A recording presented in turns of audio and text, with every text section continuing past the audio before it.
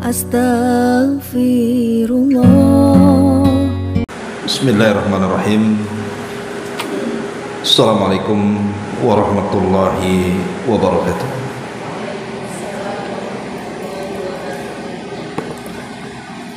Bihamdillah wassalatu wassalamu ala rasulillah wa ala alihi wa sahbihi wa mawalah wa la hawla wa la quwata illa billahi wa ba'd. Alhamdulillah, di waktu duha ini kita bisa melanjutkan kajian kita membahas kitab Umdatul Ahkam, dan kita masuk pada hadis ke-51 dalam bab waktu salat. Oh, 52. Baik. Kita baca hadisnya. An Jabir bin Abdullah radhiyallahu anhu maqala kana an-nabiy sallallahu alaihi wasallam yusalli adh-dhuhra bil hajirati wal asra wasyamsu nakiyatun wal maghrib idza wajabat wal isya'a ahyanan wa ahyanan idza ra'ahum ijtama'u ajjala wa idza ra'ahum abta'u akhara was subha kana an-nabiy sallallahu alaihi wasallam yusalliha bi ghalasin.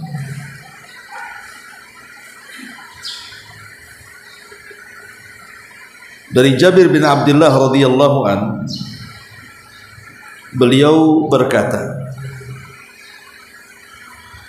Nabi sallallahu alaihi wasallam bersabda, atau Nabi sallallahu alaihi wasallam mengerjakan salat duhur di tengah hari yang sangat terik. Adapun salat asar ketika matahari masih cukup cerah. Adapun salat maghrib ketika matahari tenggelam, dan mengerjakan salat isya dengan tidak menentu waktunya. Jika beliau melihat orang-orang telah berkumpul, maka beliau menyegerakan isya. Namun jika beliau melihat mereka telat atau terlambat, maka beliau mengakhirkan isya.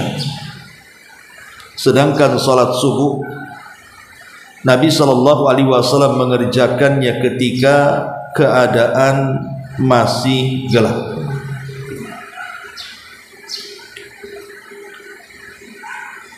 Kemudian hadis berikutnya, An Abil Minhal Sayyar ibn Salamah qala dakhaltu ana wa abi ala abi Barzat al-Aslami faqala lahu abi hadithna kaifa kana an-nabiyyu sallallahu alaihi wasallam yusalli al-maktubah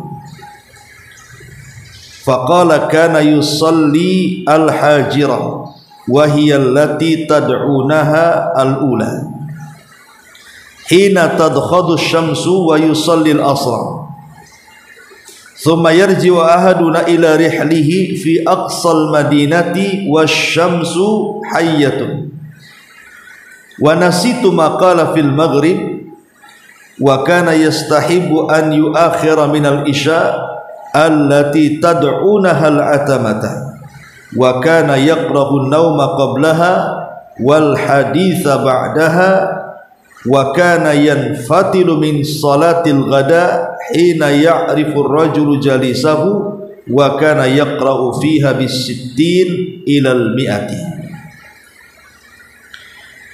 Dari Abu Minhal Sayyar ibn Salamah, beliau menuturkan bahwa dirinya dan bapaknya menemui Abu Barzah al-Aslami.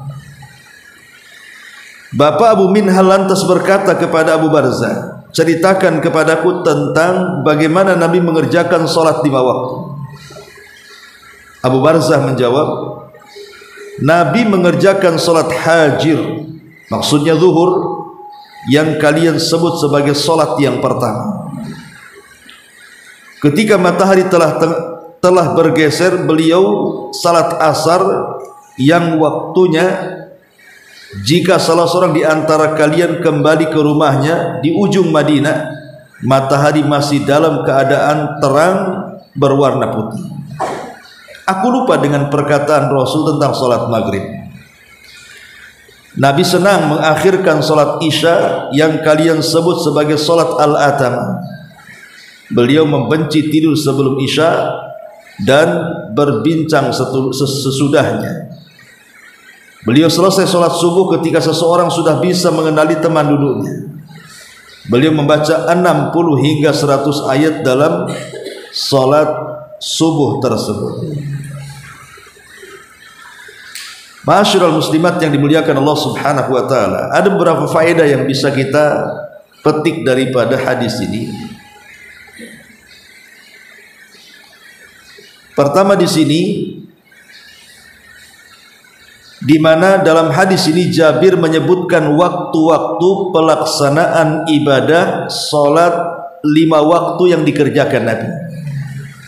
Jadi Jabir menceritakan kepada kita tentang bagaimana pelaksanaan ibadah saat sholat 5 waktu yang diajarkan Nabi, menunjukkan bahwa sholat wajib itu ada waktu-waktunya.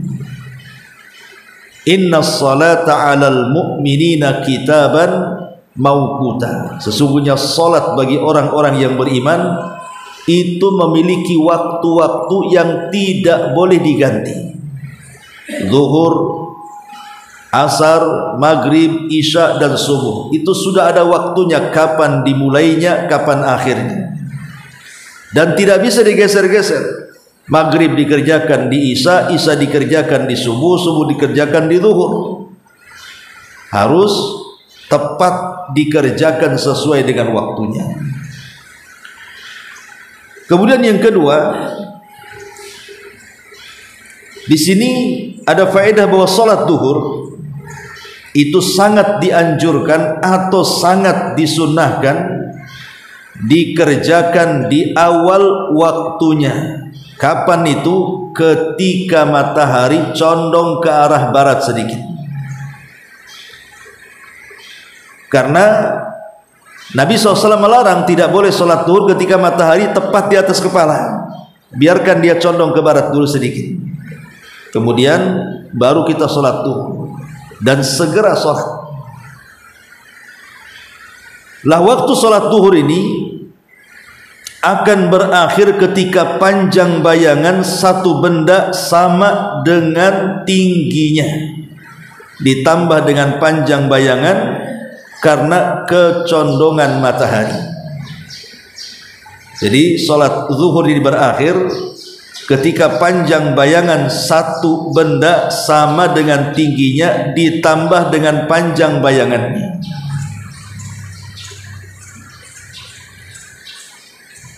Artinya itu sudah selesai waktu asar. Tapi alhamdulillah sekarang kan pemerintah memudahkan, tidak perlu kita ini meletakkan satu tiang supaya dikira-kira bayangannya, karena semua sudah dipermudah oleh pemerintah dan meletakkan kapan zuhur, kapan asar. Kemudian saat kondisi cuaca yang panas, maka disunnahkan menunda pelaksanaan sholat zuhur. Jadi kalau memang di musim panas kayak di Saudi, Yaman atau negara-negara Timur Tengah itu kan kalau panas kan beda dengan kita di sini Bu ya. Jadi panas jenisnya ekstrim gitu ya, sampai membakar kulit. Sehingga ditekankan kalau memang di musim panas yang ekstrim sebaiknya boleh menunda pelaksanaan sholat zuhur hingga suhunya sedikit meredah. Karena ada hadis yang mengatakan panasnya di waktu zuhur itu salah satu adalah min fai'i jahannam, dari panas jahanam yang melesat ke bumi. Tapi kalau dalam kondisi tidak panas gitu ya, ya ngikutin waktu saja, tergelincir matahari, sholat dan itu. Tapi kalau memang lagi panas ya, kan ada musim-musimnya panas, maka kita boleh mengakhirkan sedikit sampai minimalnya mereda panasnya.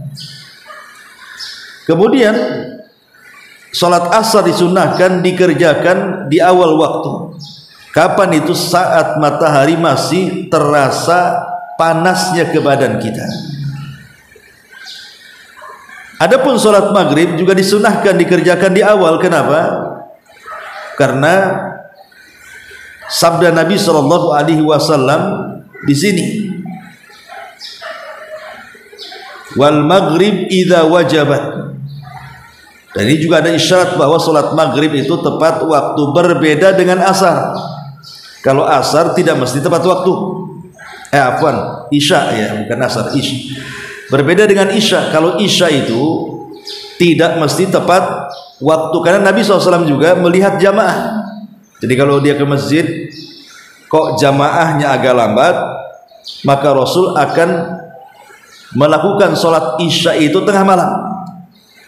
Tapi kalau melihat jamaahnya sudah kumpul, maka Rasul SAW akan menyegerakan. Makanya kalau seandainya seseorang kemudian telat mendapatkan sholat jamaah isya, anggaplah makanya ada tamu, kita kedatangan tamu, kita boleh kemudian mengakhirkan isya kalau ada tamu gitu. Tetapi kalau bisa jangan sampai jamaah lewat, keutamaan berjamaah sholat isya lewat, dan jangan sampai keutamaan waktu juga lewat. Artinya kalau memang kita sudah lewat sholat isya gitu ya, karena ada tamu, maka lakukanlah sholat isya itu di pertengahannya supaya mendapatkan keutamaan waktu, gitu maksudnya. Nah, ini juga diantara faedah daripada hadis ini. Adapun subuh disunahkan dilaksanakan pada saat masih gelap gulita, dan ini sudah kita bahas kemarin tentang apa itu makna golas. Ma'asyiral muslimat yang dimuliakan Allah Subhanahu wa taala. Kemudian hadis Abi Minhal nanti kita akan jabarkan sedikit. Hadis daripada Abu Minhal, ada beberapa faedah yang disebutkan para ulama. Pertama, ta'addub as-saghir ma'al kabir. Kita diajarkan orang kecil itu punya akhlak kepada orang besar. Karena di sini dari Abul Minhal Sayyar ibn Salamah, dia berkata, aku bersama ayahku pernah masuk menemui Abu Barzah al-Aslami. Lalu ayahku bertanya kepadanya. Ini menunjukkan apa? Adab. Adab orang kecil menghadap orang besar. Ya, ada adabnya di situ. Baik umpamanya secara umur ataupun mungkin secara pangkat gitu ya. Kita hormati, hanya sebatas menghormati. Kemudian yang kedua, musara'atul mas'ul bil jawab idza kana arifan bihi.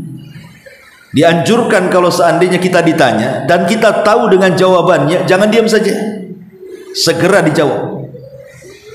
Sudah tahu jawabannya, main-main besok kan gitu, nggak bisa ya. Jangan seperti itu. Kalau kita tahu jawabannya, kita jawab. Itu sunnah hukumnya. Kemudian yang ketiga, hirsus salaf ala ma'rifati sunnah min ajli ittiba'iha.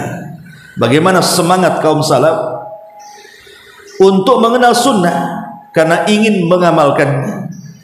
Sebagaimana di sini Abul Minhal ya berkata, aku bersama ayahku pernah masuk menemui Abu Barzah Aslami, kemudian bertanya soal pelaksanaan sholat itu. Kemudian juga yang keempat, keterangan tentang awal waktu sholat yang 5. Dan dalam hadis Abu Minhal ini didahulukan dengan sholat duhur. Kenapa? Karena sholat duhur itu sholat yang pertama kali dikerjakan setelah peristiwa Isra dan Mi'raj. Ya, Rasul itu ketika Isra Mi'raj, maka diwajibkan kepada dia atau diperintahkan kepada beliau alaihi salatu wassalam untuk melaksanakan sholat 5 waktu. Lah solat yang pertama dilakukan Rasul pasca Isra Mi'raj, solat apa? Solat duhur. Itulah solat yang pertama kali dilakukan. Baru kemudian asar, maghrib, isya, subuh, balik lagi ke zuhur. Kemudian juga dalam hadis Abi Minhal ini bayanu anna Nabiy SAW kana yusalliha fi awali waqtiha adal isya. Dalam hadis Abi Minhal ini semua solat wajib dilakukan tepat waktu kecuali isya. Nabi SAW melakukan solat 5 waktu itu dengan tepat waktu kecuali isya. Kalau melihat sahabat kumpul ya solat, kalau tampak kurang berkumpul maka diakhirkan di akhir waktu, artinya di tengah malam. Tapi selain daripada isya, Rasul menganjurkan untuk tepat waktunya. Kemudian juga di sini keterangan Nabi sallallahu alaihi wasallam kana yusalliha fi awali waqtiha. Al-afdal min fil isya at-ta'khiru ila akhiri waqtiha al-mukhtar. Yang paling afdal isya itu dilakukan di akhir waktu pilihan. Maksudnya pertengahan malam. Umpamanya ibu belum isya nih, jam 9 atau jam 10 malam gitu ya. Tapi ibu nggak ngantuk, bisalah kalau bertahan sampai malam. Ya sudah, akhirkan saja isya itu dilakukan di pertengahan malam supaya mendapatkan keutamaan waktu. Kemudian juga di sini ada faedah karahiyatun naumi qabla salatil isya. Makruh hukumnya tidur sebelum salat isya ataupun setelah maghrib. Kenapa? Karena maghrib ke isya itu kan pendek tuh, jangan dibuat tidur-tiduran. Li'alla yadhi al-jamaah, sebab tidur ini terkadang bisa melalaikan salat jamaah, apalagi rumah jauh kan itu.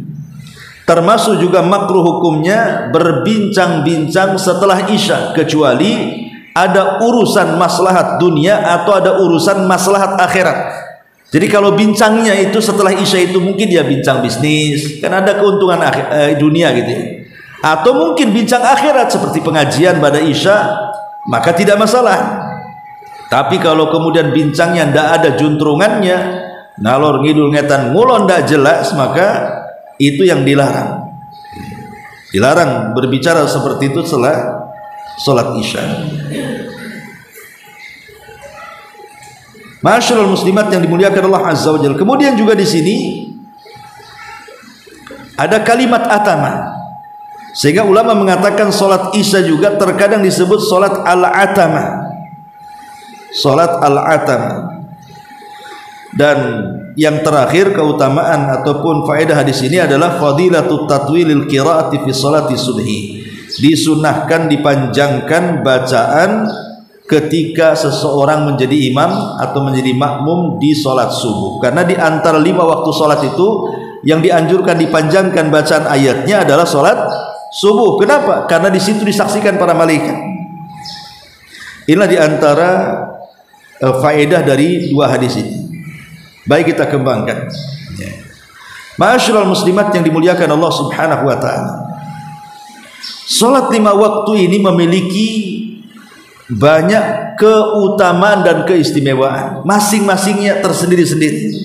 Maksudnya maghrib ini keutamaannya, kemudian isya itu keutamaannya, kemudian subuh ada lagi keutamaannya, kemudian zuhur ada lagi keutamaannya, dan begitu juga asar. Lalu apa saja keutamaan-keutamaan yang Allah anugerahkan kepada salat 5 waktu itu? Kita mulai dari salat zuhur dulu, karena memang salat yang pertama kali dilakukan Rasul pasca peristiwa spektakuler Isra dan Mi'raj. Ma'asyiral muslimat yang dimuliakan Allah Subhanahu wa taala. Adapun keutamaan salat zuhur, cukuplah melihat dari keutamaan salat sunnah qabliyahnya atau salat sunnah ba'diyahnya. Kalau kita sudah tahu bagaimana keutamaan salat qabliyah zuhur dan ba'diyah zuhur, maka disitulah kita akan mengenal bahwa sholat zuhur itu sangat istimewa. Kalau sunnahnya saja sangat sedemikian istimewa, bagaimana pula yang wajibnya? Apa saja keutamaannya sholat sunnah di waktu sebelum dan sesudah zuhur itu? Ma'asyiral muslimat yang dimuliakan Allah Subhanahu wa taala. Pertama, bahwa Nabi sallallahu alaihi wasallam bersabda, kata Nabi sallallahu alaihi wasallam, "Man shalla arba'an qabla dhuhri wa arba'an ba'daha lam tamassahu nar." Siapa yang menjaga salat 4 rakaat sebelum zuhur dan 4 rakaat setelah zuhur, maka tidak ada neraka yang akan menyentuhnya. Itu keutamaan salat sunnahnya saja. Ibu kalau umpamanya salat 4 rakaat sebelum zuhur, ya tentu 2 rakaat salam ya. Kemudian ibu salat zuhur, kemudian salat lagi 4 rakaat dengan 2 kali salam, maka ibu tidak akan disentuh api neraka. Lah kalau salat sunnahnya saja bisa menjauhkan seseorang dari sentuhan api neraka, tentu salat zuhur lebih hebat lagi karena kan hukumnya wajib. Kalau yang sunnah saja sedemikian hebatnya keutamaannya. Belum lagi keutamaan secara umum. Keutamaan secara umum tentang masalah salat gitu. Seperti salat bisa menghapus dosa, salat bisa mencegah perbuatan keji dan mungkar, dan begitu seterusnya. Ma'asyiral muslimat yang dimuliakan Allah Subhanahu wa taala. Adapun kemudian setelah zuhur ada salat asar. Ya, setelah zuhur itu ada salat asar. Adapun keutamaan salat asar ini besar sekali. Karena salat asar itu adalah salat penentu amalan kita diangkat atau tidak. Jadi salat asar itu menentukan kita, apakah kita akan diangkat amalan kita ataukah tidak diangkat. Karena pertemuan malaikat pencatat siang dan pagi dan juga petang itu dimulai dari subuh dan salat asar. Makanya orang-orang yang menjaga salat asar itu kata Rasul, man hafadha ala baradaini dakhalal jannah. Barang siapa yang berusaha untuk menjaga 2 barad, maksudnya 2 salat dingin, kemudian Nabi SAW mengatakan maka dia wajib masuk surga. Yang dimaksud baradaini di sini adalah zuhur dan juga asar. Kemudian juga di antara keutamaannya yang disebutkan para ulama tentang salat asar di sini, bahwa salat asar itu adalah salatul wusta, salat pertengahan. Salat pertengahan. Dan salat pertengahan maksudnya di sini adalah salat yang disebut dalam Al-Quran sebagai salat wusta. Kan ada ayat yang mengatakan hafidhu ala salawati was salatil wusta, jaga oleh kalian 5 waktu salat, terutama salat wusta. Sebagian ulama mengatakan yang dimaksud wusta di sini adalah salat asar. Jadi kalau ibu bisa menjaga salat asar dengan baik, maka salat-salat yang lainnya ibu bisa lebih jaga lagi. Karena itu penentu masalahnya. Salat asar itu menentukan ibadah-ibadah yang lainnya. Bahkan lebih daripada itu, penyebab terbesar kita mendapatkan nikmat Allah di sorga dengan mampunya kita atau diberikan kesempatan untuk memandang wajah Allah itu, salah satunya adalah orang yang menjaga salat asar. Jadi akan diberikan nikmat yang sangat besar melihat Allah Subhanahu wa ta'ala. Ma'asyiral muslimat yang dimuliakan Allah Subhanahu wa ta'ala, dan banyak lagi. Kemudian setelah asar ada maghrib. Ya. Lalu apa keutamaan daripada salat maghrib? Adapun bicara tentang salat maghrib ini kan memang waktunya itu sangat singkat, karena dia kan dekat dengan isya itu singkat. Makanya sebaiknya jangan sampai kemudian kita mengakhir-akhirkan waktu maghrib sehingga tanpa sadar masuk ke isya gitu ya. Lah disebutkan dalam sebuah riwayat, orang-orang yang bersegera melaksanakan salat maghrib dan tepat waktu itu akan mendapatkan keumuman keutamaan, di antaranya Nabi SAW mengatakan bara'atun minnar wa bara'atun minan nifaq. Maka dia akan terhindar dari neraka dan akan terhindar dari perbuatan nifaq. Dan solat maghrib ini memiliki solat sunnah juga. Ada solat sunnah rawatib ba'diyah, ada solat sunnah nawafil qabliyahnya. Jadi qabliyah maghrib itu bukan rawatib, itu solat nafilah namanya ya.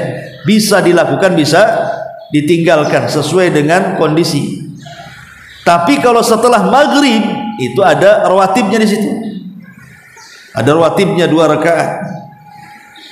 Dan Nabi SAW dijelaskan saat beliau terhalang solat ini ya, solat asar tadi ya. Nabi mengatakan dalam hadis ini tentang solat maghrib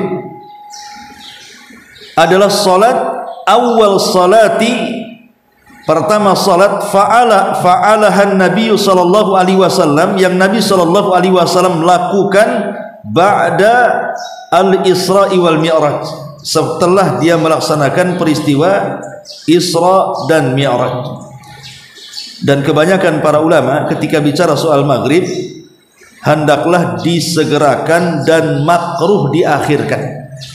Kalau datang maghrib ibu segerakan, jangan diakhirkan, terutama sekarang nih berbuka puasa ya kan, terkadang saking keasikan makan, nah itu akhirnya jam 7 baru maghrib, alasannya jam 7 adalah 10 menit ke isya kan, itu makruh hukumnya ya. Jadi sholat maghrib itu diawalkan segera, ibu ambil kurma, ibu ambil air, nah, setelah azan langsung sholat.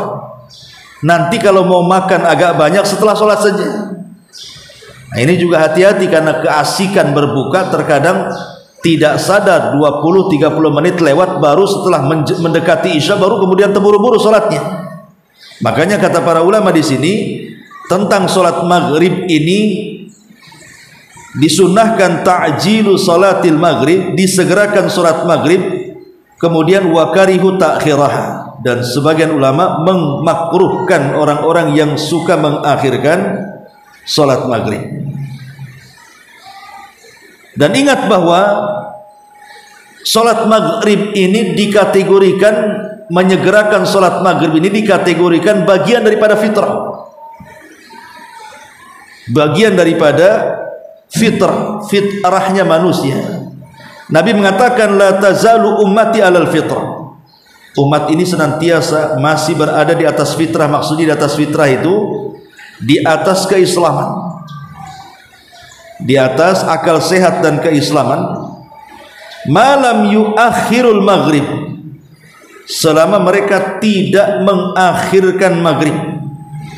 Jadi sebaiknya jangan sampai sholat maghrib diakhir-akhirkan. Kemudian setelah maghrib ada namanya sholat isya, ada namanya sholat isya. Nabi mengatakan man hafadha ala hataini sholataini fi jama'atin arba'ina lailatan kutibat lahu bara'atun minnar wa bara'atun minan nifaq. Jadi barang siapa yang menjaga 2 solat, maksudnya isya dan subuh, dia jaga tuh 2 solat, itu isya dia jaga, subuh dia jaga, maka dia akan terlepas pertama dari api neraka dan yang kedua terlepas dari kemunafikan. Kemudian dalam riwayat yang lain Nabi SAW mengatakan laisa salatun athqala 'alal munafikin minal fajri wal isya. Tidak ada solat yang paling berat dilakukan orang-orang munafik melebihi solat fajar dan solat isya. Jadi orang munafik itu paling berat melaksanakan 2 solat ini. Makanya siapa yang menjaganya maka akan terhindar dari sifat kemunafikan. Dan bagi laki-laki sangat dianjurkan berjamaah karena ada hadis yang mengatakan Man shallal isya fi jama'atin faka'annama qama nisfal laili wa man shalla subha fi jama'atin faka'annama shalla laila kullah.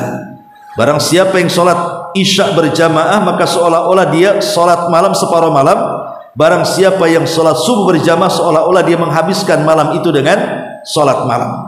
Dan ini keutamaan yang luar biasa. Ini salat isya. Kemudian yang selanjutnya adalah salat subuh, salat yang terakhir ya. Dan salat subuh jelas keutamaannya ya. Pertama, kita akan diberikan cahaya yang sempurna pada hari kiamat. Rasul mengatakan, basyiril masyaina bidzulami bin nurit tami yaumal qiyamah.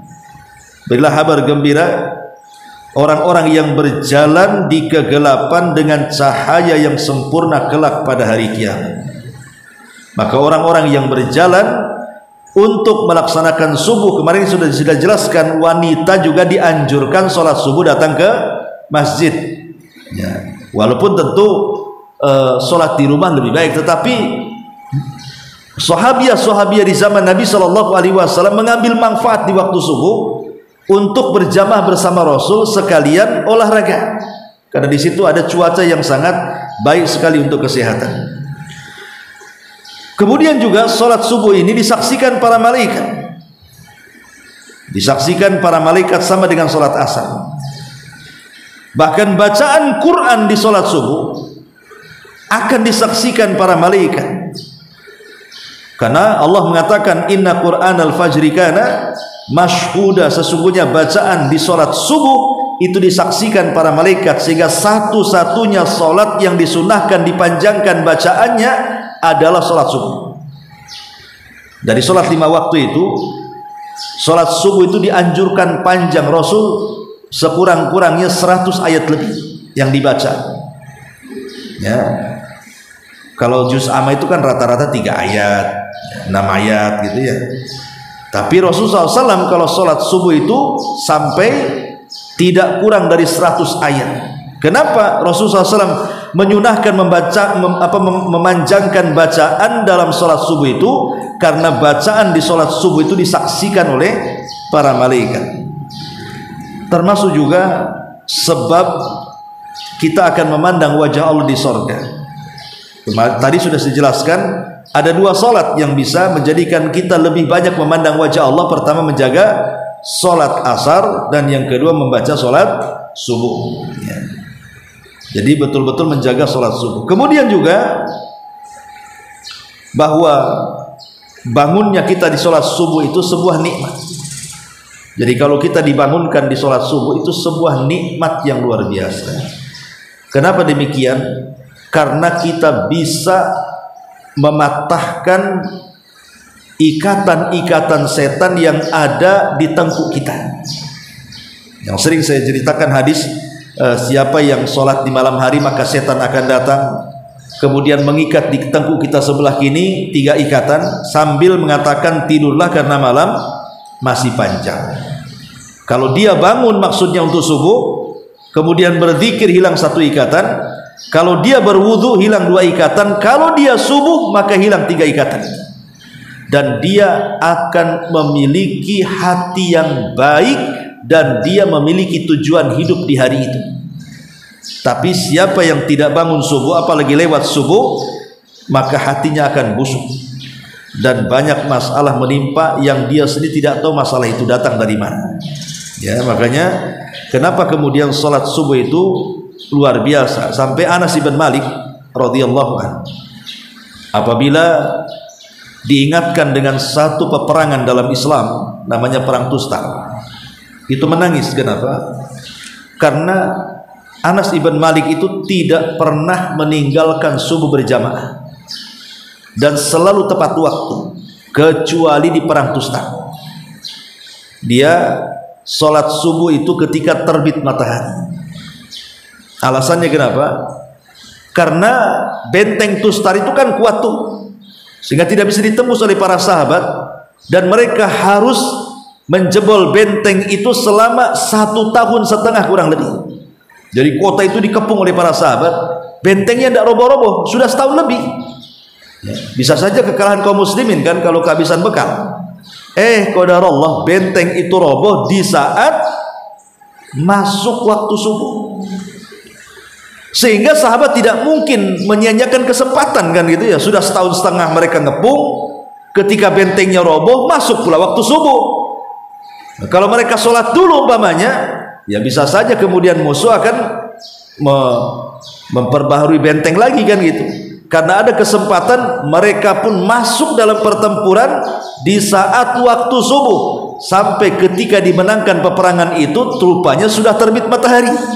Lah sahabat belum sholat subuh. Nah, langsung mereka pun setelah menang terbit matahari meninggi satu tombak, maka mereka pun sholat subuh di luar waktunya. Itulah yang selalu ditangisi Anas bin Malik.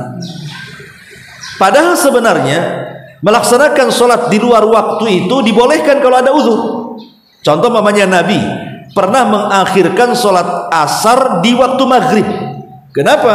Karena sibuk jaga parit kan dalam perang Ahzab itu.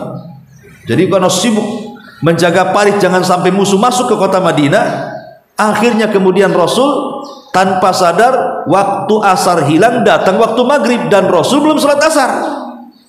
Akhirnya Rasul pun sholat asar di waktu maghrib. Lah hukum sholat asar di waktu maghrib kan tidak sah karena sholat di luar waktu kan, tapi dalam kondisi-kondisi tertentu boleh ya. Buktinya Rasul pernah melaksanakan asar di waktu maghrib karena memang kondisinya sedang perang. Lah apa yang dilakukan Nabi itu kan persis dengan apa yang dilakukan Anas bin Malik tuh.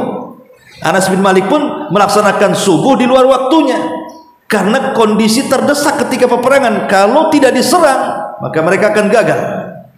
Akhirnya betul istiad para sahabat, mereka menyerang, akhirnya menang. Cuman masalahnya sholat subuhnya diakhirkan, bukan diakhirkan sampai habis waktunya. Baru kemudian setelah terbit matahari mereka pun melaksanakan sholat subuh. Lah Anas bin Malik kalau diceritakan tentang perang Tustar itu menangis dan menangis, bukan karena kemenangan haru, tapi dia menangis karena dia tidak pernah meninggalkan sholat subuh tepat waktu kecuali di perang Tustar. Itu masalahnya ya. Inilah diantara syarah daripada dua hadis tentang mawaqitus shalah, waktu sholat. Wallahu alam. Kayaknya ada ngantuk sedikit nih. Apa efek puasa ya? Jadi kurang konsentrasi. Baik, sampai di sini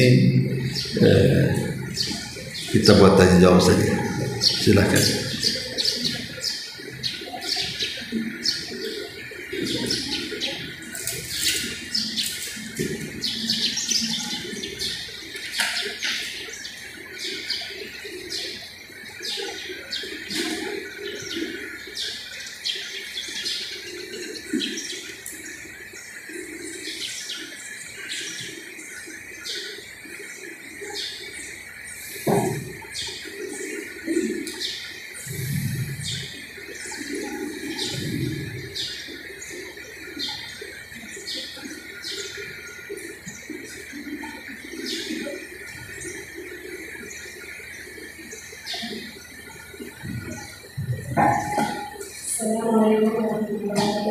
Waalaikumsalam. Iya. Khusus untuk kita menjaga sholat fardu saat kita dalam keadaan salat. Dalam salat itu kita dalam kendaraan. Contoh misalnya kereta ya, kan hukum sholat itu kan berdiri ya, maksud ya. Karena kita harus berdiri ya, atau kalau kereta mungkin bisa. Kalau yang pesawat itu mungkin bisa. Kita berdiri saat berdiri, kecuali sujud ya dalam keadaan itu ya. Iya. Ya, alhamdulillah. Pada dasarnya sholat wajib di kendaraan itu tidak sah. Melaksanakan sholat wajib di kendaraan itu hukum asalnya tidak sah. Kenapa? Karena Rasul tidak pernah melaksanakan sholat di atas kendaraan. Maksudnya sholat wajib. Kalau sholat sunnah ya tidak masalah, mau di kendaraan, mau di luar kendaraan. Tapi khusus sholat wajib Rasul turun. Kalau datang waktu sholat wajib Rasul berada di atas kendaraan, langsung turun. Artinya Rasul tidak pernah sholat wajib di atas kendaraan. Hukum asalnya tidak boleh, bahkan tidak sah. Tetapi dalam kondisi-kondisi tertentu maka dibolehkan. dalam kondisi-kondisi darurat. Kata Syekh Utsaimin rahimahullah taala, boleh dalam kondisi darurat sholat wajib di kendaraan. Contoh umpamanya sholat wajib di atas pesawat, di mana lewat dua sholat yang tidak mungkin dijamak dengan yang lainnya. Umpamanya kita berangkat jam 11 naik pesawat, kemudian turunnya setelah maghrib, kan tidak mungkin dijamak antara asar dengan maghrib, maka terpaksalah sholat di atas pesawat. Lain kalau seandainya kita berangkat jam 11 kemudian sampainya jam 4, berarti kita bisa menjamak dengan cara mentakhirkan, menarik duhur ke asar kan, setelah kita turun dari pesawat. Tidak boleh dijamak di atas pesawat, karena kita masih bisa memungkinkan melaksanakan dua sholat sekaligus yang bisa dijamak. Tapi kalau tidak bisa dijamak, umpamanya asar dengan maghrib ataupun isya dengan subuh, itu kan tidak bisa dijamak, maka terpaksa sholat di atas kereta ataupun di atas bus atau di atas pesawat gitu.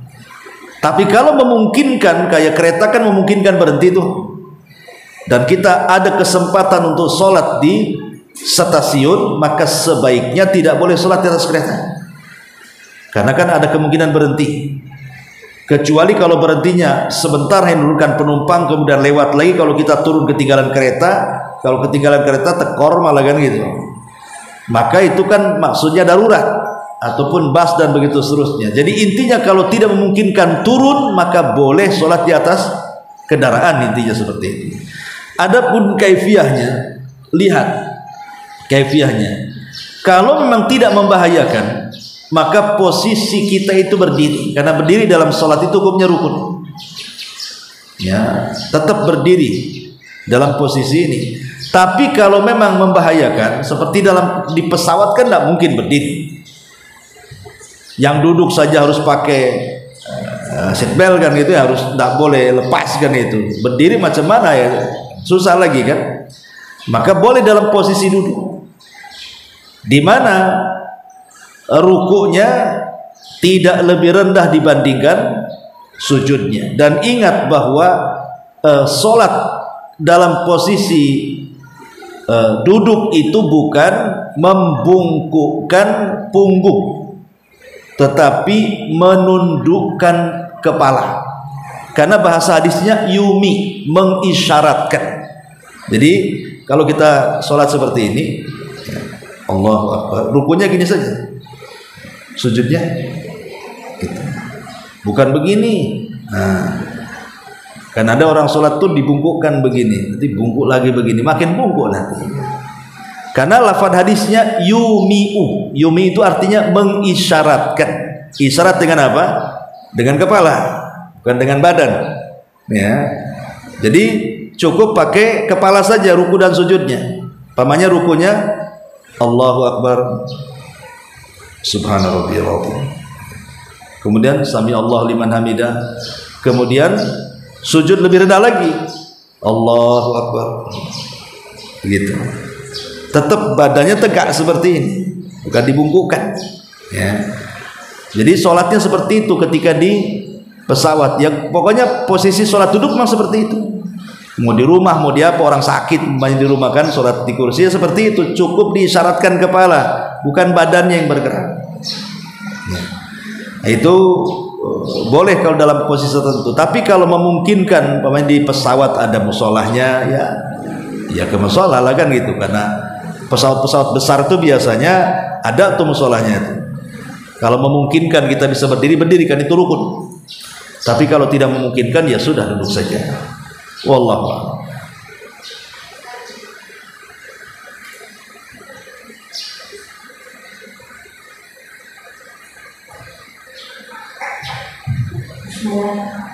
Apa Ustaz mau bertanya tentang salat sunnah 4 rakaat sebelum zuhur versus sudah zuhur. Ada sebagian ustaz yang mengatakan kalau dikerjakan 4 rakaat langsung sebelum dan 4 rakaat langsung juga sesudah.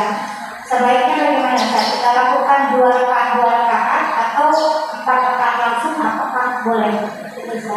Enggak, itu 2 rakaat salam, 2 rakaat salam, bukan 4 rakaat langsung. Ya, karena sholat sunnah itu tidak boleh sama dengan sholat wajib. Kalau 4 rakaat langsung nanti sama dengan duhurnya nanti. Dan kita harus menyelisih, sholat sunnah itu beda dengan sholat wajib. Makanya dibuat 2 rakaat salam, 2 rakaat salam.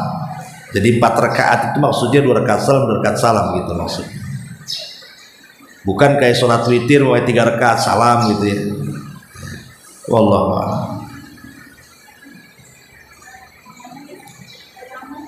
Tayamum, kenapa tayamum? Caranya, tayamum itu caranya cuma 1 kali tepukan saja. Memang banyaklah ya khilaf ulama ya, tapi menurut redaksi hadis ya, tayamum itu cukup memukulkan tangan di dinding atau di meja lah seperti ini, kemudian boleh ditiup ya, kemudian diusap ke wajah. Ini wajah ini ya, mulai dari tumbuh ini sampai zakon ini wajah. Kemudian dari telinga sini, telinga ini wajah diusap. Nah, diusap ya, semuanya 1 kali saja. Nah, ada juga yang mengatakan boleh mengambil lagi sekali begini. Ya. Kemudian ditiup, baru ini kan tangan kanan nih. Nah, tangan kanan dulu seperti ini, ya, baru tangan kiri. Ya. Tapi boleh sekali tepuk untuk wajah dan tangan. Jadi gini, ya. Nah, tangan begini 1 kali, kemudian baru begini. Jadi, cuma sekali saja. Ada dalam mazhab Syafi'i memang sampai di sikut sini. Dalam mazhab Syafi'i sampai sini. Jadi bukan hanya gini, tapi baru begini. Dalam mazhab Syafi'i. Tapi yang kuat wallahu alam cukup sampai telapak tangan saja. Itu zahir hadisnya seperti itu. Ya, zahir hadisnya. Wallahu alam. Dan tayamum untuk pengganti wudu sama dengan tayamum untuk pengganti mandi junub. Umpamanya ibu melakukan hubungan suami istri malamnya dengan suami. Tahu-tahu pas subuh nggak ada air pula, kan gitu ya. Nggak mungkin ngetuk rumah tetangga pinjam air untuk junub, malu kan? Nah, maka cukup ibu tayamum saja. Pertama tayamum diniatkan untuk mandi junub, kemudian tayamum lagi diniatkan untuk mengganti wudu. Bentuknya gimana? Sama. Ya.